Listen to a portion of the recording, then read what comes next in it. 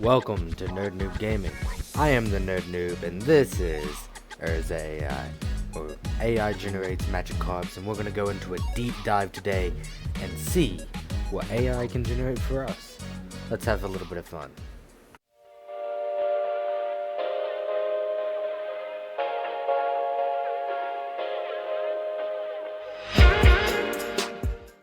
Welcome back. So, let's get into this. Let's see what cards we can generate. First off, we're going to generate a random card. Let the AI do all the work.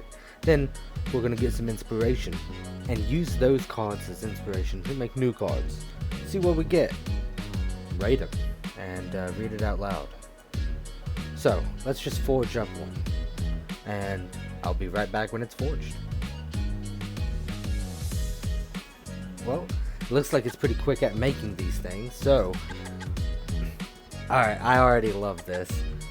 You know I love goblins, and if you don't know, now you know. We have a goblin pilot, 1 in a red, creature goblin pilot, flying, pay 1 red mana, sacrifice goblin pilot gains flying until the end of turn. Okay. It's a 1/1, 2 mana 1/1. It has a flavor text that reads, "Its goblins' thirst fuels their long journeys, but its cannibalism drives them to death." I'm so confused here. There's so many levels to this card that I'm just confused about. Maybe this is why AI shouldn't be the generators of all magic cards. I love it. I love this. I love what's happening here, but I wouldn't want to play with this card. I don't think anybody would want to play with this card. Okay, so we have a goblin.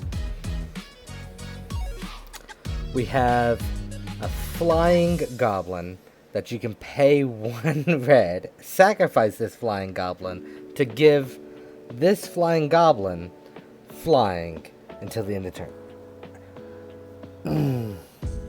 Okay, besides this headache, let's try to get something better. Alright, so we're back. After that confusion, we have brought to you Devastation of Fangs, which is a 2 and a black sorcery that reads, each opponent loses 1 life for each artifact you control. Okay, this is actually a card. This is something we could work with. Its flavor text says, some dragons resorted to furious feeding, resulting in their dying within minutes. Others fed for years, overstrained and becoming enraged.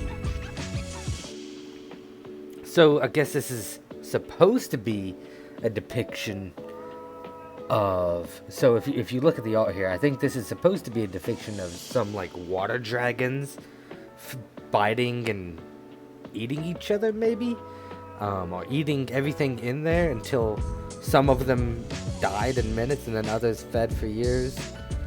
I wonder, just being enraged. 2 and a black for a sorcery card that says each opponent loses 1 life for each artifact. I mean, honestly, this isn't that great unless you have a artifact spewing deck or a treasure spewing deck. That new copper dragon card, I believe, the one that can roll a d20 and get that many treasures. You could have up to 20 artifacts in a turn. That's 20 damage after playing this. I mean, colors probably don't line up, and it'd be hard to pull off, but even in a commander deck, you could do something like that, and you could kill everybody at the table. Niche. That's what I'm going to say about this one.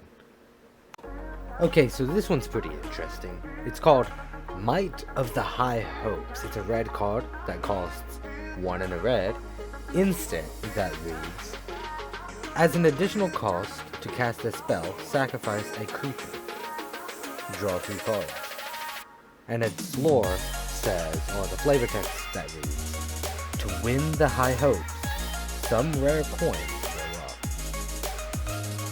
The flavor of this one is a little bit choppy, but Look at this art. I love this art. I'm just imagining like maybe like two people are flying on like, I don't know, maybe it's mechanical sea-doos that are flying through the sky, or you can almost see like the coins flying through the air. It's beautiful art. I love it. I love the clouds in the background flying over the landscape.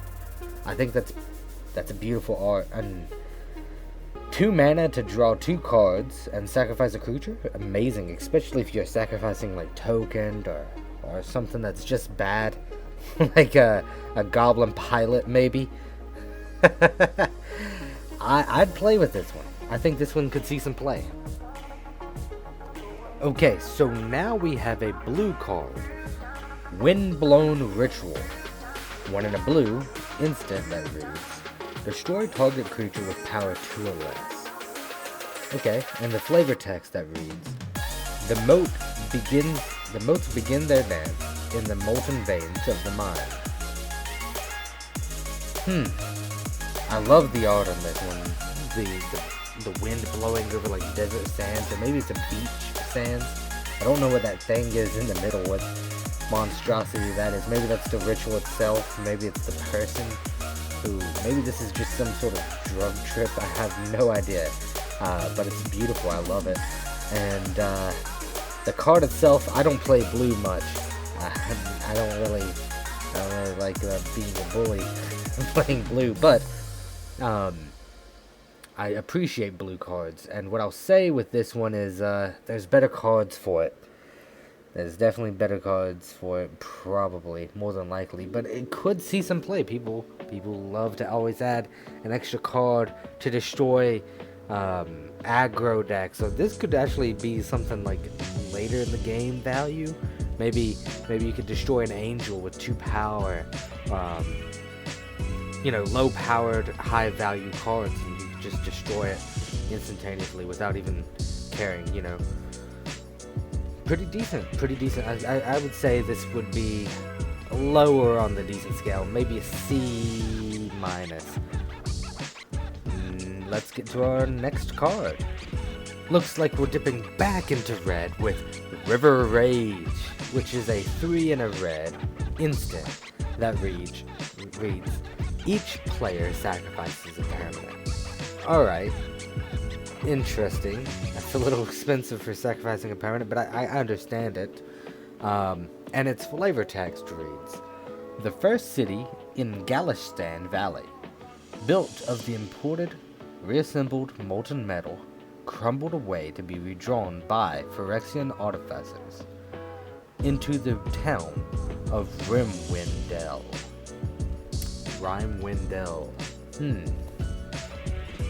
Okay. So that flavor text is pretty interesting. I like the areas. I just love the idea of Phyrexian artificers basically taking the molten metal of this area and rebuilding this town. I wouldn't say necessarily that Phyrexians build towns. Build towns that look like this, at least in any way. But this art is pretty interesting. That like pink fog flowing on the ground, and you can see the houses in the background. Maybe a person sitting on a well or a bench or something. I can't tell exactly. We have some hints of grass and some foliage, so it's not completely dead. I don't see this really seeing too much play, but it's a beautiful card, and I love red cards. That's as simple as it gets. Give me red, give me black, give me white. Those are my 3 main. I'll take green, and I usually, unless it's some meme deck that I'm making, I'm not gonna be playing blue too often. That's just me. Let me know what you think down below in the comments. Would you play any of these cards? And we will continue on for a few more interesting cards. Okay, we have an awesome one here. I love this one. It is Necroblossom. It is 3 and a black for a 1/1 creature spirit that has flying. Whenever Necroblossom deals combat damage to a player, that player discards a card. And it has the flavor text that reads, sometimes it strides on unstoppable, but sometimes it ends up tied up to a member of a species. The flavor text is a little choppy. Flavor text is kind of weird. Maybe it could be rewritten, but almost entirely, I believe that this could be the basis of a card. Very strong basis of a card. So you have this beautiful artwork. I think that artwork could stay with like some editing, and maybe that could be the inspiration for the artwork, where you have this like whimsy vine-like blood rose spirit that attaches itself to something, or I guess it doesn't need to attach itself to something, but that flies over and like pulls away from the thing it's attacking. You know, maybe it's draining this like pink energy from the thing it's attacking, the person it's attacking. That is making that card, that player discard a card. 4 mana for a flying 1/1 that's easily dealt with. That's a little rough to, manage, especially in every game of Arena that I play, but it is a very interesting card, and you can get this Necroblossom to keep attacking. It's flying, it has some evasion. If they don't have a way to get rid of it, you could just be making them discard a card every single turn. Draw a card, discard a card, discard a card, discard a card. It's pretty nice. I would make it a little bit cheaper. Maybe I would do it something very strong, give it some like hex proof, or maybe ward. Probably a ward, not hex proof. Hex proof may be too strong. But I mean, I think this is a beautiful card. You don't really get to see the AI make as many beautiful cards like this as I would like. Sometimes you have to make you gotta make some bad cards along the way, but this one I really like. Let me know what you think. And we're moving on to our next card. Looks like we're back to Bad Goblins with the card Frenzied Goblin, which is a 1 red for a 1/1 creature goblin that reads, whenever Frenzied Goblin deals damage to a player, flip a coin. If you lose the flip, Frenzied Goblin deals 1 damage to you. Okay, so we already 1 mana 1/1 is like the average, people would still say that's like C-, if you just played 1 mana for a 1/1. But this is a 1 mana 1/1 that deals damage to you occasionally, 50% of the time. It attacks, 50% of the time that it attacks. I don't understand. You want it to attack the player, do you not? I don't understand. This one's very bad. I would rate it. It's almost unplayable. Maybe you want to deal damage to yourself in some deck out there. Maybe, but 1 damage, maybe not. It has some interesting flavor, maybe. So let's see what it says for the flavor. It says, the cobra lurks beneath the Gremlin Mountain, waiting for the perfect moment to spring. So I like the idea of Gremlin Mountain. I like the idea of like maybe that's a goblin warren under this mountain, but why a cobra? Why a cobra? Nothing makes sense here. I mean, what more could you expect, I guess? The art itself might look like a goblin. It looks kind of like a blob to me. Maybe he had a little bit of problems with his parents being related. I don't know. I love goblins, but this one, he's kind of hard to love. And yeah, let's go on to our next card. I genuinely believe that this AI likes red as much as I do, but then it just doesn't perform like a red card should. Here we have Boiling Vengeance. Boiling Vengeance sounds like a red card, and it costs 1 and a red. It's an instant that reads, as an additional cost to cast a spell, sacrifice a creature. Draw 2 cards. I feel like we've seen this card before. Well, regardless, I love the art. I'm just imagining this like mechanical. Maybe he's not mechanical. This looks like some Kamigawa stuff. Kamigawa Neon Dynasty. It looks like it could come from that. You have like a burning Japanese style house, traditional Japanese style house with the timbered roofs and the steep roofs. And then you also have this, like, I guess, for lack of a better term, maybe it's a golem, maybe it's a shaman, maybe it's something else, and it's burning down everything around it, and you can almost see like this like pink water flowing that is also being lit on fire. I don't know, it's pretty interesting. I like the art.